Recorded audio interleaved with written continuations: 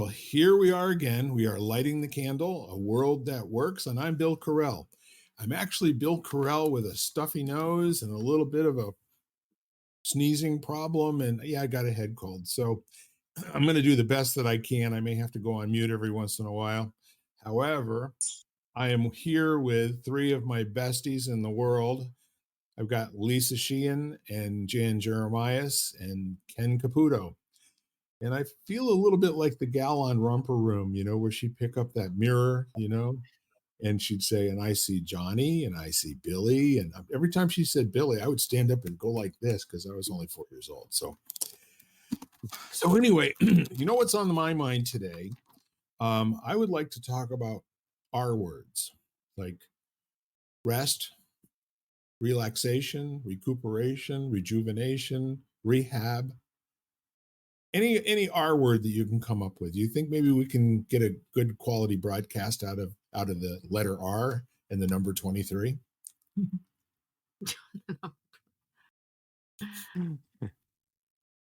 I don't see why not. So I'm definitely in the R&R mode right this minute, and I'm feeling really pleased and proud to be here. So who would have the first shot at an R? Recovery.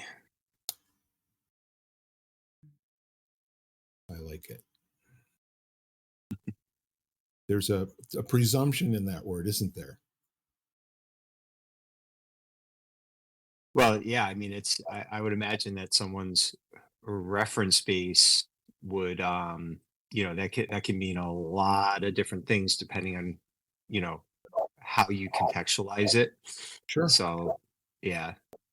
So my personal context is the value of uh, creating space to receive the benefit as a result of some type of extreme, well, not even extreme, but just effort.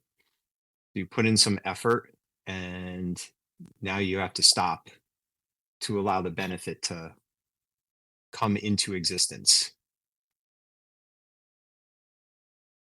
What's your favorite example of that personally, Ken? Well, just as an athlete, I've learned, especially making the conscious choice to perform at as high level as possible, like kind of extreme. As I've aged, the the space for the recovery is more important than the stimulation and all the things that go with that. So sleep, nutrition, just meditation, rest.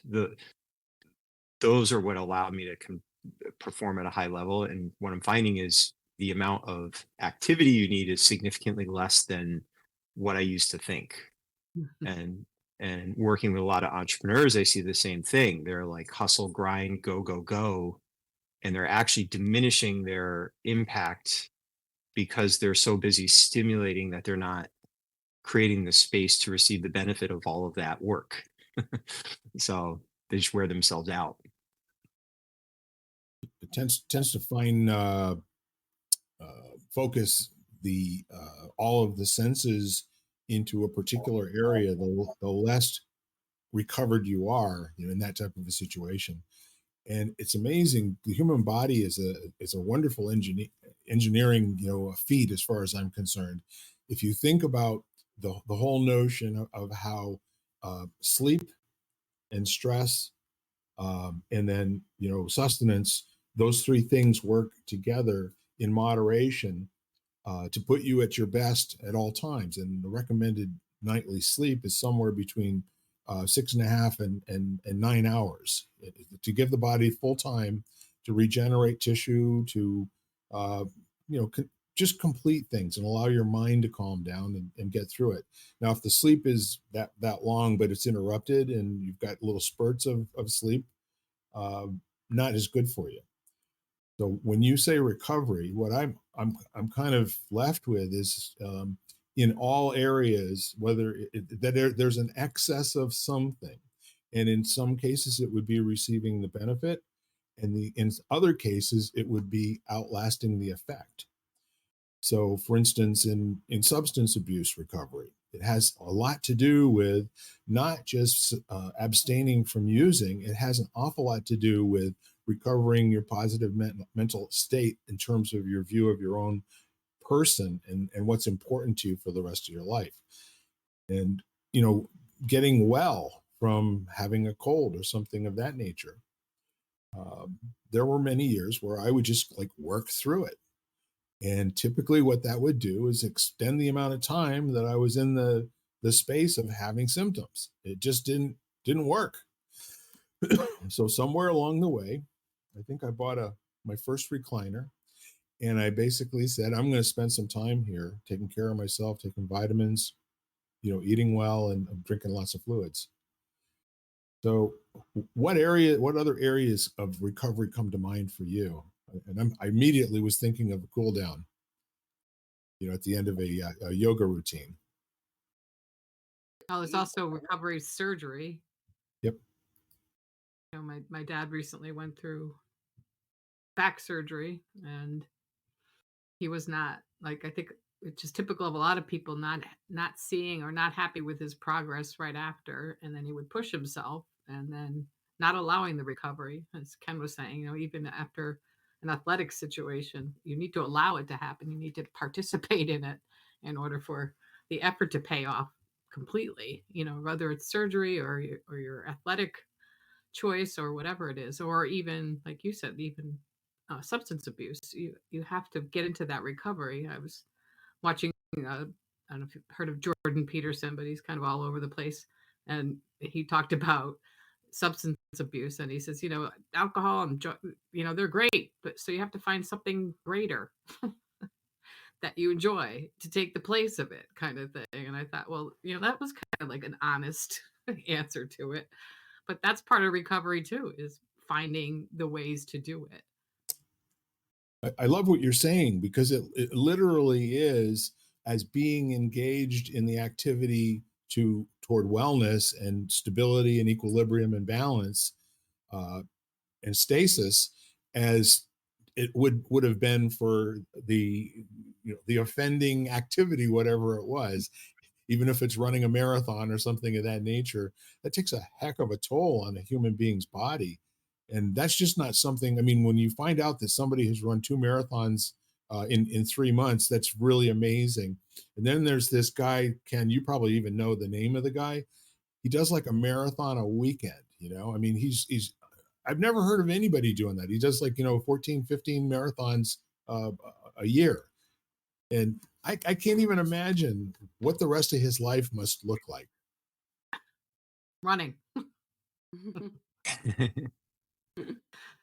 He would be the original running man that never stops, right? Forrest Gump. Yeah,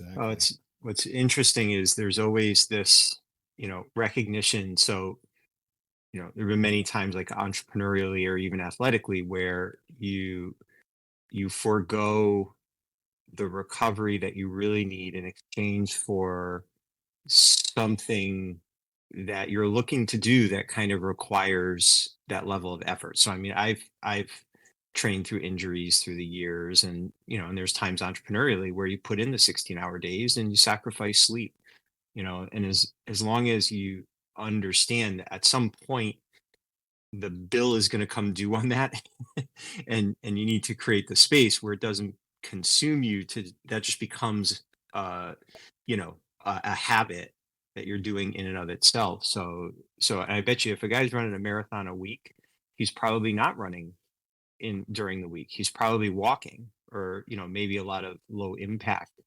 He's probably spending a lot of time in an ice tub and sleeping. And when I was racing mountain bikes at a high level during the season, it was like a point series. So you race from April to October, sometimes every week, with very few rest weeks. So during the week, during the season, you didn't do a lot of additional training. It was just kind of staying tuned in so that you were fresh enough to race, and you knew, like, I'd be 10 pounds lighter by the end of the race season. And football players experience that. Any NFL player, they're not at, they're lighter and they're pretty banged up by the end of the season, and then recovery happens in the off season. So, so it's not like I had the effort and now there has to be a matched recovery. You can kind of think of this almost in seasons, and as long as you remember, you have to allow the season for recovery. So I have to update you, okay? I know that when I said what I said, some of you are probably thinking, especially you folks at home that don't know me, Corell, where did you get that from? You're full of prunes. I mean, nobody runs that kind of marathons. So here's the thing that I recall seeing. There's a man whose name was Ricardo Abad Martinez, and was in Spanish, obviously, 1971. He's an ultra runner. Now that's a term I haven't actually heard before. He holds the world record for consecutive marathons run on consecutive days, 607. Oh, Now this looks like fake news to me. I'm with you, Ken. Running 26 miles a day. Um, I mean, that's a superhuman feat for somebody to do it once a week and 607 consecutive days. He's famous for executing the project 500 marathons in 500 days, in which he completed it. He ran the 500 marathons in 500 consecutive days. So when people tell you they can't do something, I'm kind of interested in what enjoyment and breakout moments in life that's holding them back from. has anybody else completed it? The 500, no, but there's a man whose name is Larry Macon, um, and also Ben Pobjoy of Mississauga, Ontario. He set out on a journey to break the Guinness World Record for most marathons run by a male in a year, which was 239, and he's in the process of doing that right now. But that was held by and is currently held by American Larry Macon. Now, if I knew more about running, I'd have already known all of this stuff. With my knees and my size and my weight, running has just never been all that important to me after I turned 12. Well, I think that's the fun because for recovery, I last September I did the 12-hour walk, which in that case, ignorance is bliss. I had no idea. I walk a lot, but not for 12 hours. And I ended up doing 22 miles. And my body knew when I was close to home. You had to do like a full circle, but Yeah. when I got in the door, my feet, everything. A shower never felt so good. I had the best night's sleep. I It was amazing. It was amazing the next day, just the sense of accomplishment too in the recovery period, Yeah. but I don't know if I'd ever do it again, but I definitely recommend that kind of effort. Like Ken always seems to do in athletic different venues. How when you do something intense, the reward is just that much greater. Yeah, there's a couple of friends that I have that they actually are swimmers. That one guy is anyway, John, and he was very, very proudly telling me about how he gets his heart rate up to 135, 140 beats per minute. And I thought, I thought I was getting my pants pulled down a little bit, and he said no. He says I do that to get into all the way through the aerobic into the anaerobic, and he's talking in language that I've probably not heard before. So what's he do? He pulls out his phone and he shows me his last four workouts where the highest level for 20 minutes is 140 beats per minute. And I'd always thought that something like that would just destroy your body, but apparently not. Well, No. Ken would know. Yeah. Yeah. I mean, I just, I think my last Spartan Beast, which was a half marathon plus 40 obstacles up and down a mountain. My average heart rate through about 2.5 hours was 160 or so, Oh, then you hold the and I record. was fine. Yeah. Well, that's the big on. That's like a sparrow. It's faster than a sparrow. Yeah, and I mean part of it is so my resting heart rate is about 43 beats a minute. So So most of the time my heart's not working very hard, and 80% of my cardiovascular training is in zone 2, which is like maybe 120 beats a minute. So, so I'm actually training my heart to be very, very efficient.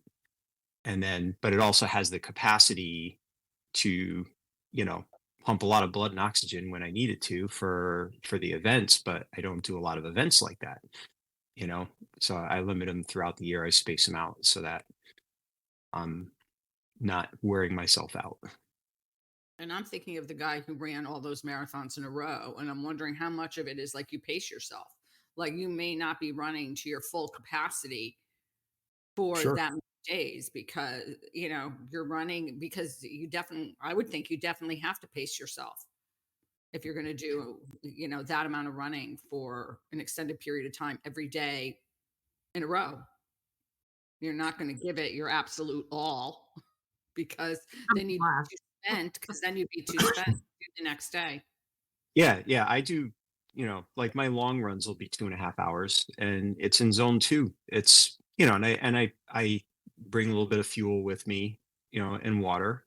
And I don't know. I mean, you're working, but it's not even really that tiring if you've adjusted to it. So if you're taking 5 hours a day to run 26 miles, I mean, obviously there's a genetic component to it, Mhm. so, and there's also a lot of adaptation and probably years of building to that.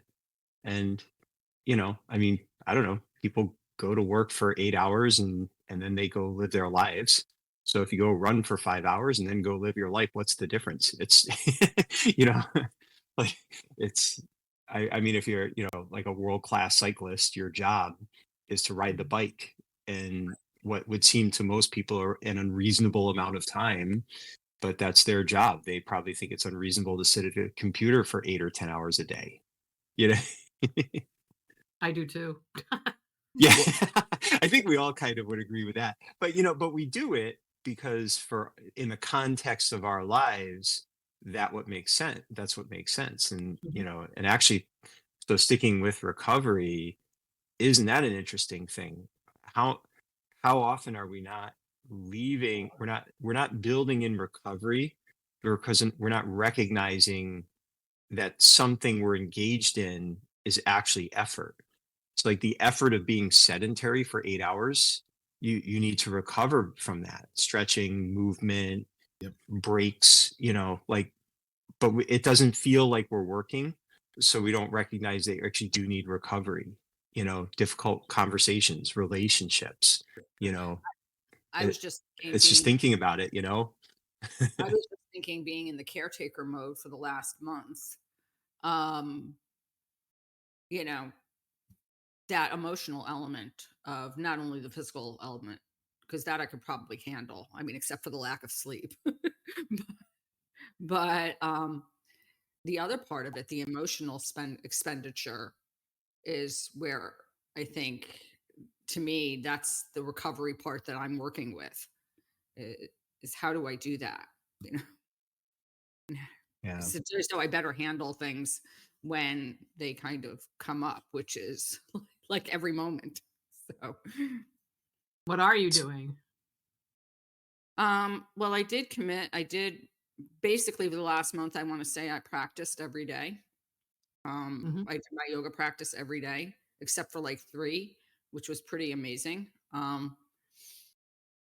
I think when it's happening during that, like that's my time, and I was pretty good about that. The rest of the time, I'm not quite sure. I think I was in the midst of battle, so to speak, and so I was not very good at taking a moment or taking a breath and leaving. Partly because I couldn't leave, so in the situation I was. So just knowing in a way that I was there, and that was kind of quote unquote my job. Yeah. Well, I'll tell you what, there's another interesting perspective. I hung out with a guy who was an ER doctor back in the 1990s. We're both in the same program. And both of us had a real taste for an affinity for 12-year and older scotch. So we would get together up at my lake house every once in a while, and we'd have a nice scotch tasting. He'd bring his suitcase with maybe 8 or 9 bottles in it, and then I'd have some stuff there. But the point is we got to talking about how a 40 hour 32 was routine for an ER doctor, to be on premise with maybe an hour or two break every once in a while to go into a dark room and take a quick nap. And he said he actually trained himself to disassociate and disengage from people while he's walking around in between surgeries. And he said it was, for him, it was about the same result as having a 15-minute cat nap. And he would be able to engage people, interact with them, and his mind was resting, and it was recovering, and it was getting ready for because he said when you when you engage in saving someone else's life and you're pretty sure you don't know how it's going to turn out, and you have the intention it's going to turn out a particular way, he said it's very visceral and it's very low level. The fight or flight type uh, things going on with butterflies for a moment or two until it's showtime, and then you get into it and you're lost in the moment, fully present, throughout all of that. So then, just as he's engaged with all of that and that intensity, later on, when he's not called to be Superman or whatever an ER doctor is supposed to be able to, without lying down and closing his eyes and getting an hour or two sleep, really, re-engage all of his faculties and feel refreshed for the next thing that comes up. And I would be interested to hear, there's probably other methods that people have for doing that. Well, I think anything you can do to kind of get your mind in a very clear zone is going to be rejuvenating. So, at different points when I was in this role, it wasn't nearly as intense and it was at home. So, I wasn't having to navigate certain schedules because I was making the schedule. It was going outside every day for like a 4 mile walk in the morning before it all started. And that was and I could get in a zone, and people do it different ways. I mean, but taking a moment to get your mind kind of clear and present, I think is probably the best way, in my opinion. We're talking about heart rates. Of course, since I know nothing about it, are we still here? Hmm. Okay. So a year ago, you remember, I finally decided after 15, 18 years of not running, I'd give it a shot because I was pretty sure, it was not going to go well. I had no cartilage in my knees, according to osteo doctor back in the mid 2000s. And so I started running, and funny enough, I was able to do it for 5 minutes, and then 10 minutes, and then 15 minutes. And the reason this is interesting to me was because when I first started running, my heart rate while I was running was up between 115 and 120 beats per minute.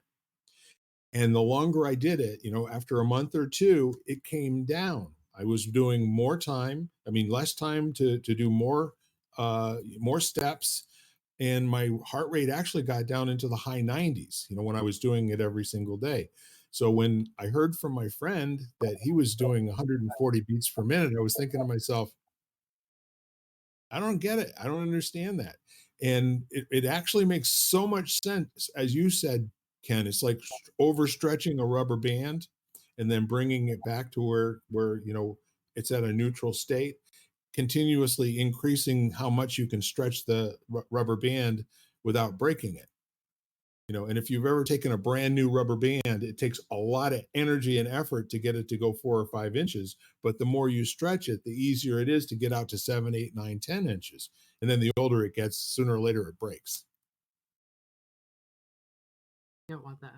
Well, I think you see that in muscles, but like if you do stretch them, I mean, I think that your ability to stretch gets, you know, you become more elastic, so to speak, and Yeah. limber, because otherwise your muscles never open enough and they're too stiff. Now, that being said, there are other ways you can help the process if you really want. Didn't work for me, being a yoga person, hot yoga was never my thing. because people use external temperature to get themselves to be open more, which helps, practicing in a 130-degree room or something, or 120 something degree room will help that process. And it wasn't because it was too hot. It wasn't healthy for me. But that's where Ken's genetics comes along, when he commented, is just knowing yourself. And it took me a little while to figure it out. I remember I loved it. I loved being warm. I loved sweating like that. But I'm very flexible, and it was taking me beyond my normal flexibility. So it was almost like I became double jointed. And then I was getting injured afterwards. Like 2 days later, I'd get injured. And all of a sudden, I Yeah. was like, this is so strange. Like, why? And then I realized, I was like, oh, and for some people, it works really well. If they're really tight, they love it. First time I ever heard about hot yoga, we were at Asian Bistro having dinner. A couple of women were talking about. I only caught the part where they said he's a hot yoga instructor. I had no idea that they were talking about the yoga practice and not the instructor. Not these. Well, that happens too. But Yeah. So you want to pivot to another R? We had some fun with recovery. Mhm.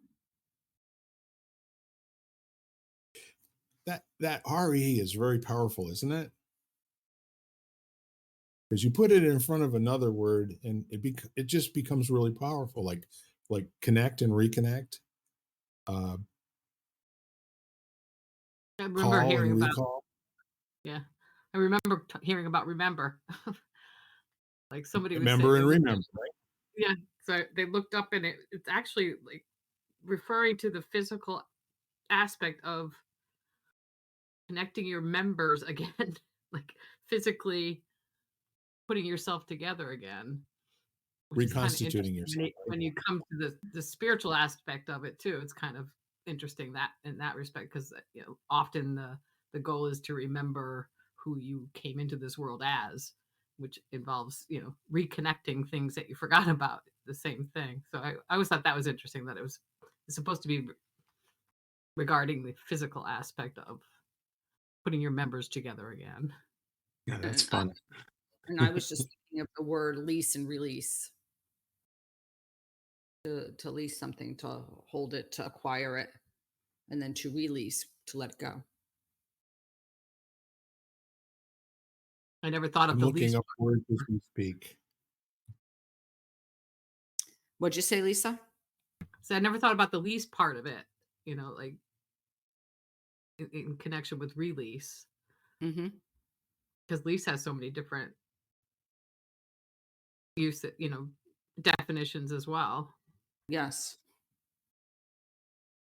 So is that like a commitment to something, and then you Mm-hmm. That's the way I think of release? it. And then you release it.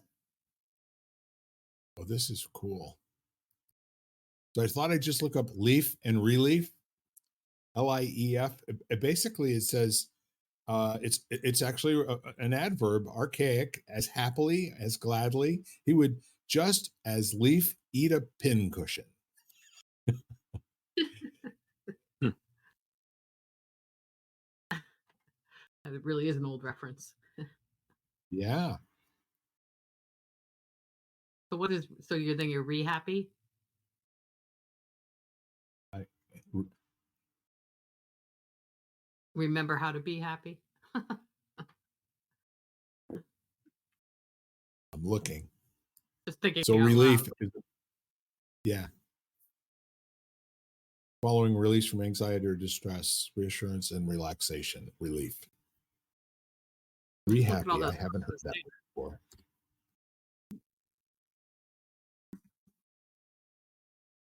It's the name of a company. too. I'm sure everywhere. Motivations and knowledge software for stroke patients. Rehappy includes an app and an energy band.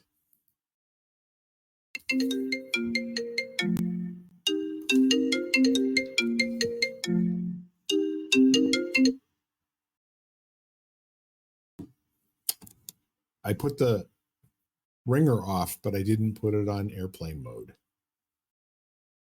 So here we are. I want to work with remember for a minute. I like that. I like words that are more conceptual than you might think, where remember in most of the contexts that I'm familiar with has to do with conjuring up something that occurred before in your life and re-examining your memory of that. But in the context of re-putting yourself together, you kind of like go to that place as we were talking about with Alzheimer's patients hearing music when they were young puts them back into that frame of mind and actually allows them to have a greater memory. And there's just so many layers and levels, to how remember can be looked at, different angles that single word can be looked at. Which is again, I think why English language is the hardest one in the world for people who aren't raised in the environment to learn.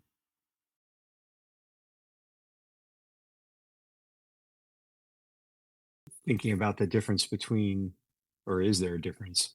It feels like it to me, but remember versus recall. Like, recall feels like a little bit more of a clinical thing, like accessing information, whereas remembering is something that has like a personal context.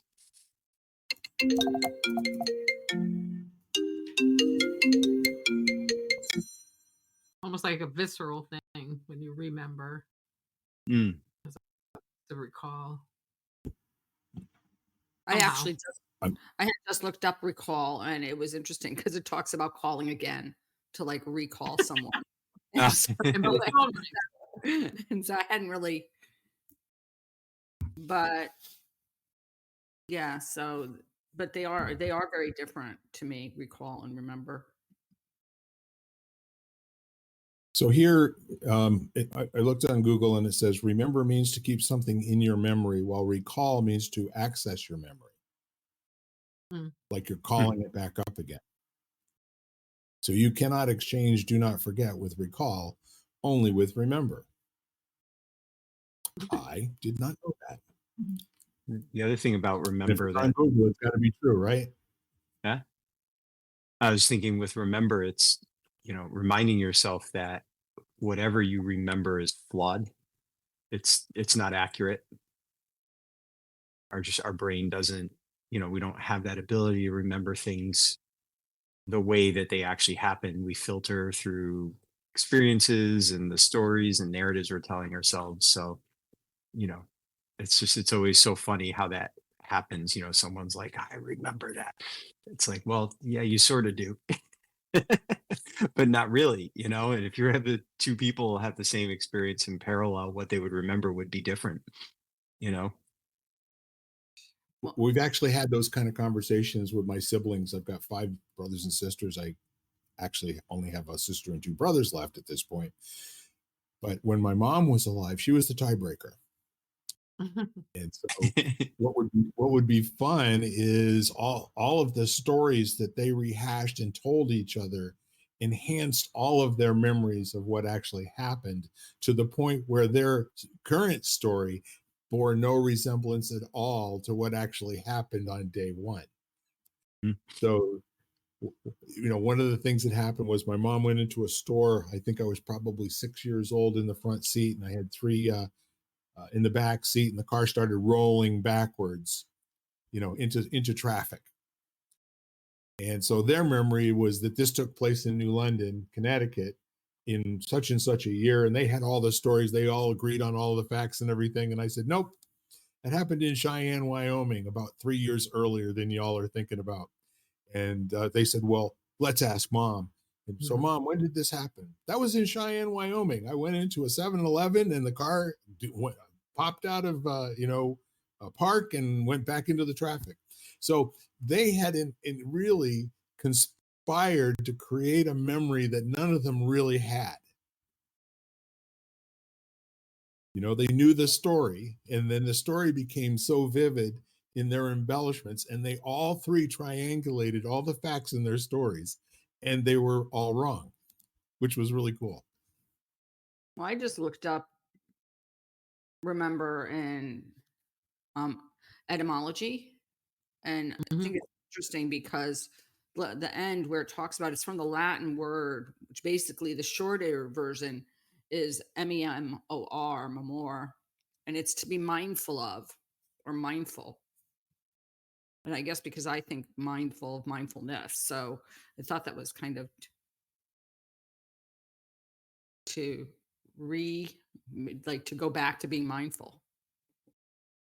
And wouldn't you agree that mindful is actually the antithesis of what it is? It's to be present outside your mind, and to be concentrating on what's happening around you in the interpretations that I'm used to. Or it's just to me be mindful or to pay attention. Right. Well, So that's a little different than interesting. what you had said, Bill. Be present. Yeah. I I mean, ponder the value of being, instead of being mindful, being mind empty. Right. Exactly. Exactly. right, To be mind mind empty and full attention. to be mindless instead of Yeah. mindful. Yeah. So here's the cool thing. The a dictionary definition of mindful is conscious or aware of something, or focusing one's awareness on the present moment, especially as part of a therapeutic or meditative technique. And then I've also used it interchangeably with noticing. Mhm. Have you ever had anybody say to you, notice, and then something? And once they've said notice and something, you're now present. Even if you Mhm. don't see it, as far as you're concerned, it actually exists for that person saying it. So it's present.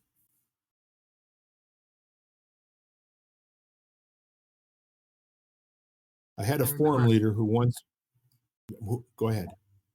No, the only thing that came to mind too is like as far as remembering or like the feeling of deja vu. I remember reading a study that if there was just the slightest familiar thing in the room that you would think your mind would make you think that you'd been there before, even if you haven't.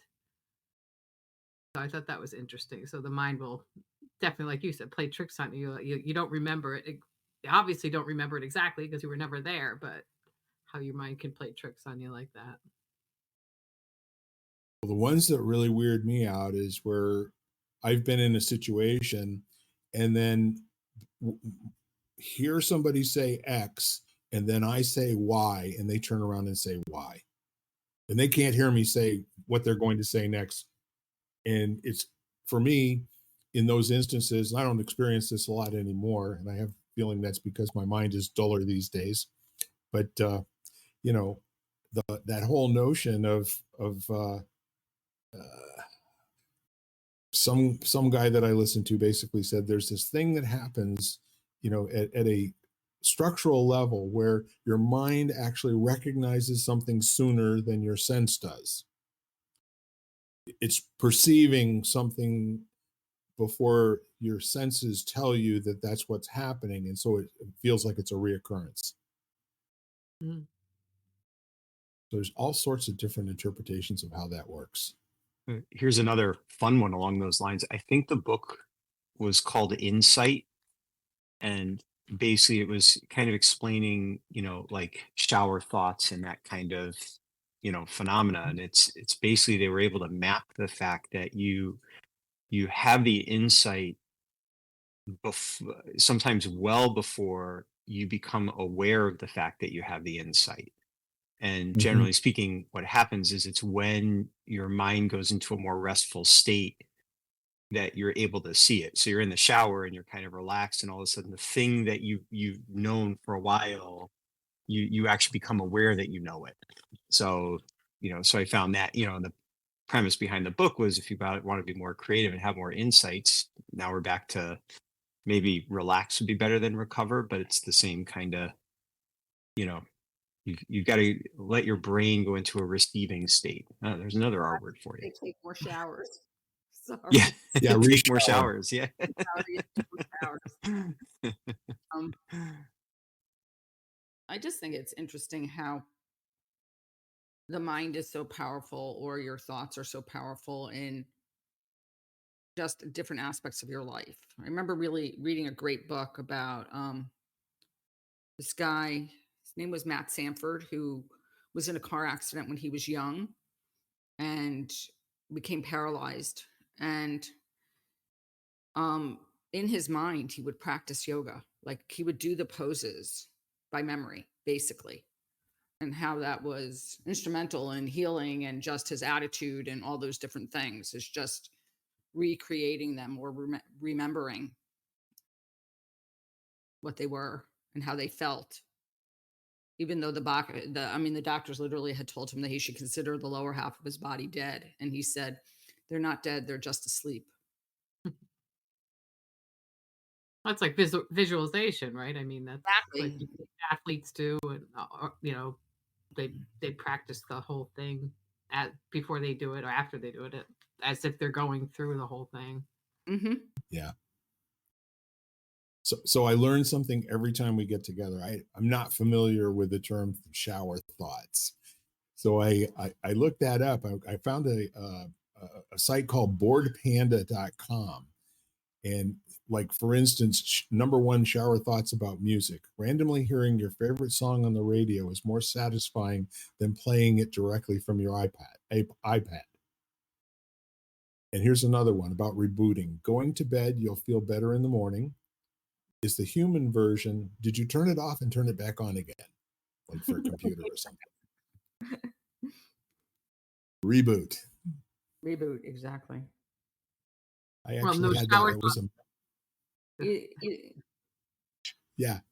Either that or unplug. I use that one all the time too, because just, you know, we have to unplug, so to speak. This, I think, Lisa, will be right up your alley. Boredpanda.com. Yep, just the name alone. Well, then I was Yep. thinking too, like the shower thoughts are basically because the brain loves to make anything automatic so that it has the time to do that sort of thinking. But then again, on the Yeah. other hand, like we were talking about last week, to shake things up. So what we want to do too is take something that's automatic already and then shake it up and make it new again. So it's kind of odd how your brain needs both. You need to automate systems to yourself so that you have time to do new things or have those shower thoughts. And at the same time, you need to shake it up once in a while and get rid of them. What's Here's a interesting? cute one. Yeah, go ahead, Bill. Go ahead. No, I was going to say Jan. what's interesting is using that which is automatic to bring yourself there. So something that's automatic, like your breathing, and then focusing on your breath to get to the point of being like in a space where shower thoughts occur. So getting into that zone by, doing what you said, you're taking the ordinary or something and making it a little different. And then works the same way when you take something that's absolutely almost reflexive and automatic and bring your attention there to get to that place. And I just heard a poem the other day that ends basically with this see wonder in the ordinary, the extraordinary will take care of itself. Mhm. Would you like Let's to hear a shower thought about plants? About what? Plants. Okay. Maybe plants are really farming us, giving us oxygen until we eventually expire and turn into mulch, which they can consume. I like it. I mean, if you stop and think about it, plants really need CO2, don't they? I mean, that's part of what keeps them going. Yeah, it's symbiotic. Yes, it is.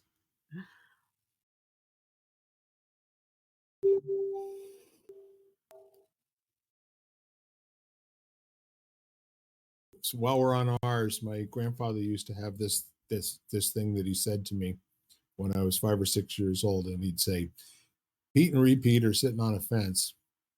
Pete fell off, and who's left?" I go, "Well, repeat." And he'd go, "Pete and repeat are sitting on a fence. Pete fell off, and who's left?" Repeat. We do that for about 5 minutes until both of us were giggling on the floor. And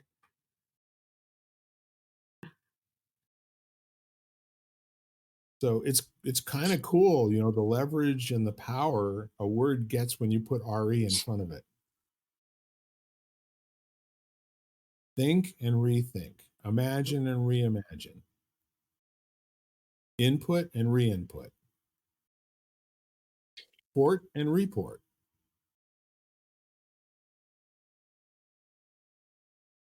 Cognition and recognition.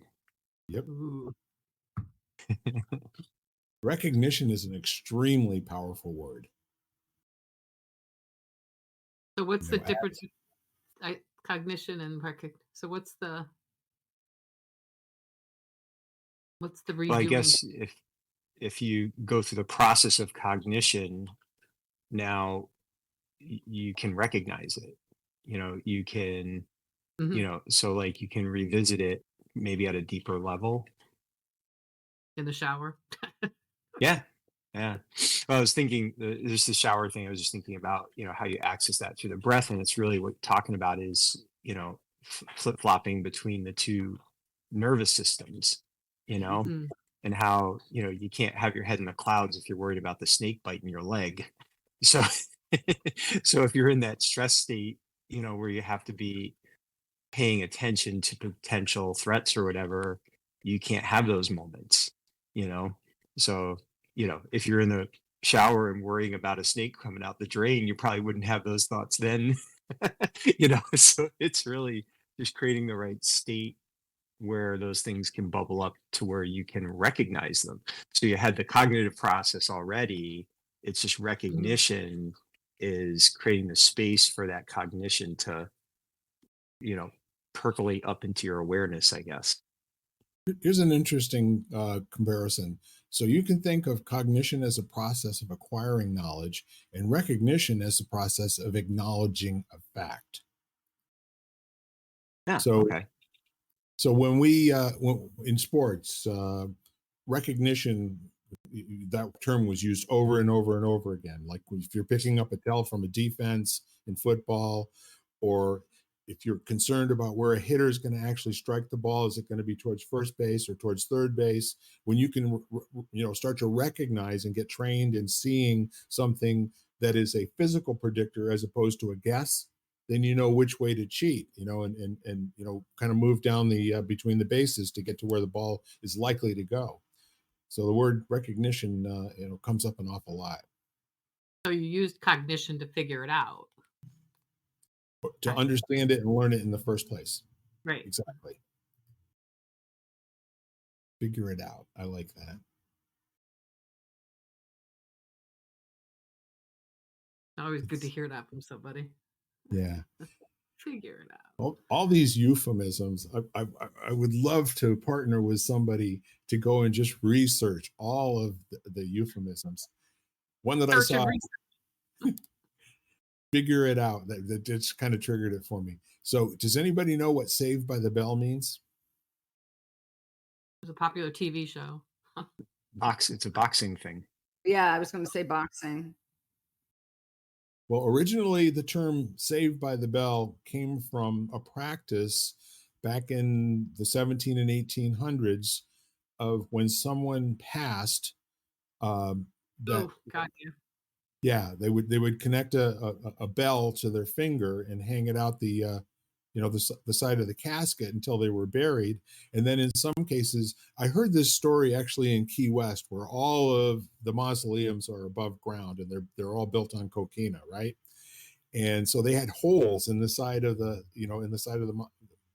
casket shaped mausoleum, and that's what they said. That was where the bell would dangle out from, and the caretaker keeper that was there 24 hours a day would go around and check on recently deceased people to see if the bell was ringing. That's what comes from burying too many live people, and we got to fix this. So we get the engineers engaged. It's only stupid if it doesn't work. 100%. That's right.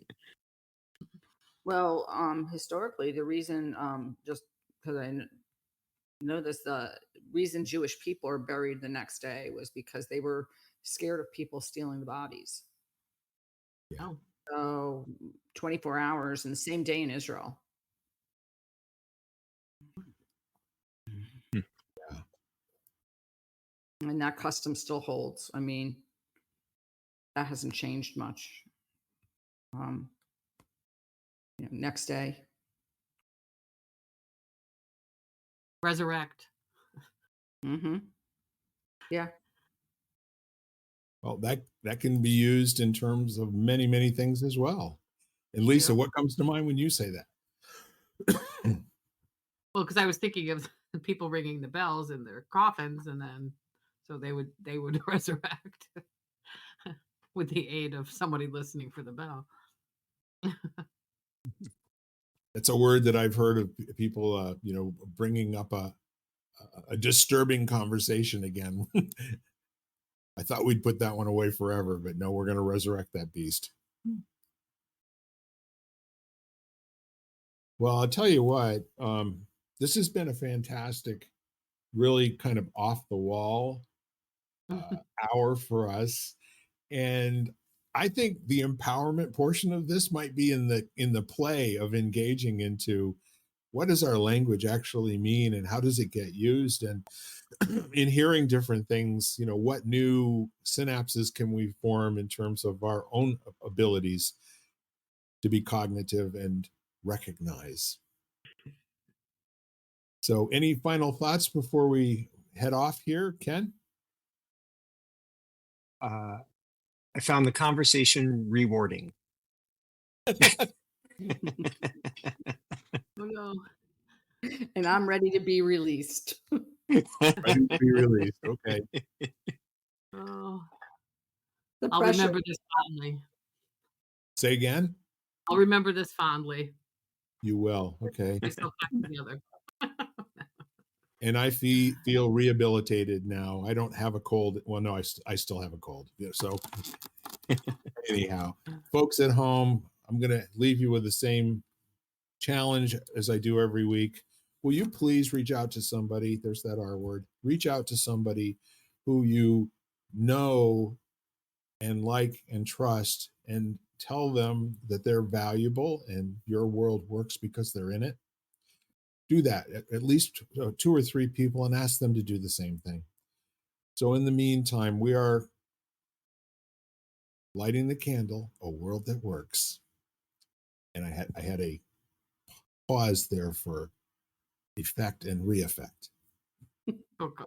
There you So go. you all have a really fantastic week. Know we love you. Yesterday was Valentine's Day, but let's carry that spirit forward and just keep loving people, okay? Bye-bye for now. Have a good week. Bye-bye. Bye. You've been listening to Lighting the Candle, a world that works, part of the Exvadio Podcast Network.